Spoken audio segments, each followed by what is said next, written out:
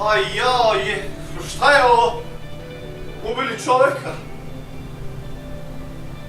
Mora da ste vi ubica. Daj si normalno ova fukara ovde, leži pijan ko letva ovde. Još kad smo mi došli mi tu leži. Jel znate da za ovo sleduje kazna od 10 godina zatvora?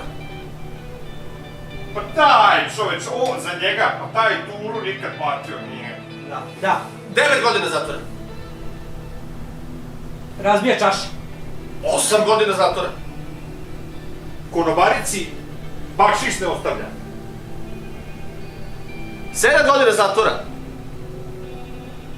Smara devojke po kafanama. 6 godina zatvora. Stalno vara na kartu. Da. E pa onda u tom slučaju mesec dana zatvora.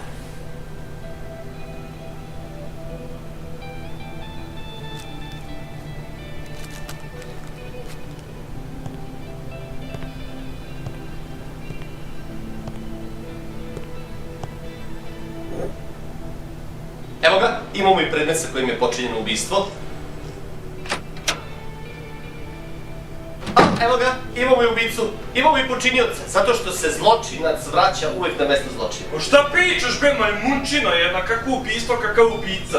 Ja nisam imao otvarač bre za flašu da otvori pa se prosulo, kretenčina jedna. Ubio si čoveka! Meni bio pizdu materinu bre kretenu, kako ubistvo?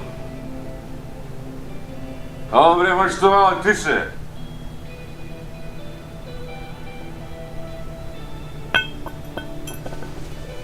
Sine, pa to si ti!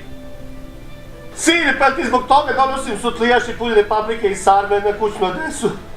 Pijanduro jedna, ne mogu da verujem, stalno si pijen. Zašto piješ? Zašto? Zbog čega?